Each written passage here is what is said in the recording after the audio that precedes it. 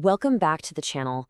Today, we're going to get to the heart of a really direct and honestly, a pretty liberating truth. We're going to talk about why your best efforts to create the life you want might be falling flat. And more importantly, how you can finally start working with the fundamental laws of reality instead of constantly fighting against them. So let me ask you, how many times have you heard the advice to just want it more? You've probably done all the things. You've cut out the pictures, you've made the vision boards, you've written out the affirmations, and yet you wake up and it's the same reality, right? Same bank balance, same frustrations, and you're probably asking yourself, what on earth am I doing wrong? Well, here's the truth. And, it can be a little tough to swallow at first. Reality isn't some cosmic vending machine where you just put in a wish and a result pops out. It's much simpler and much more powerful than that. It's a mirror. It doesn't give you what you want. It just reflects back to you who you are.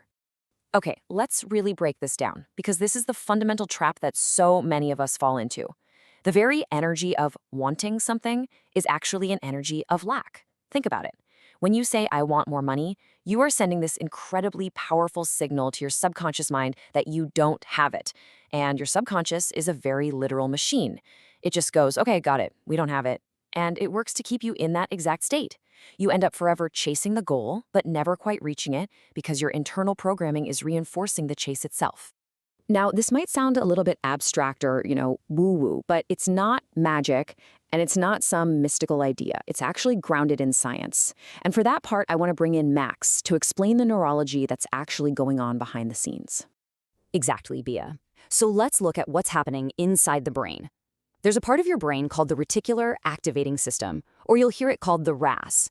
Now, the best way to think of it is as the gatekeeper, or maybe the bouncer, for your conscious mind.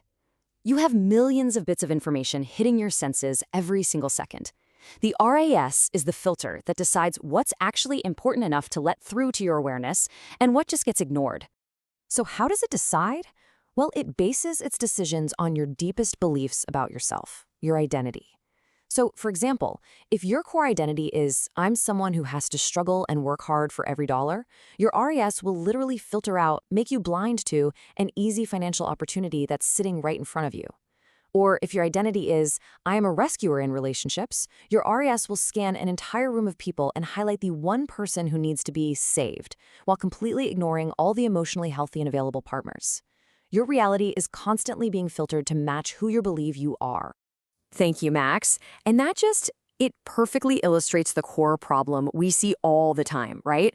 Most people, when they want to change their lives, they focus on changing the wallpaper. You know what I mean? They get a new job, they move to a new city, they find a new partner. They're just changing the external scenery. But the underlying operating system, those core beliefs, those old fears, that fundamental identity that Max was just talking about, that stays exactly the same. It's kind of like trying to run brand new high-tech software on a computer from 1995. The system just can't handle it. It's going to crash and it will inevitably end up recreating the same old patterns, just in a new location with new people.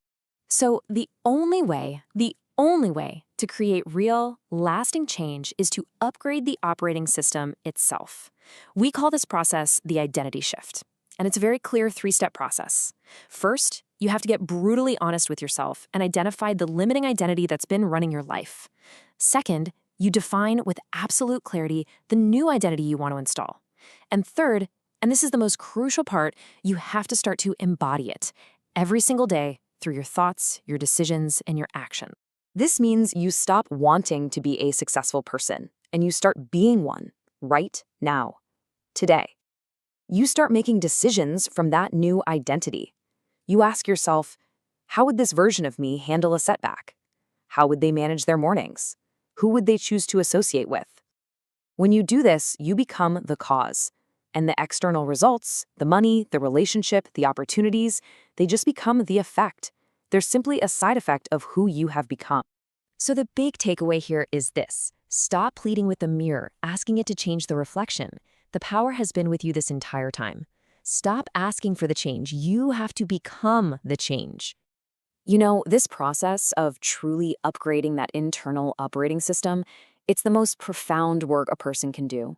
So if what we've talked about today really resonates with you and you feel ready to move beyond just the theory and start that practical upgrade, we've designed the next logical step. Thanks so much for watching. We would love to hear your thoughts on this idea of an identity shift, so please drop a comment below. And if you're truly ready to stop just changing the wallpaper and you want to start upgrading your entire operating system, we invite you to take the next step. To truly rewrite your story, join us in our program, The Identity Code.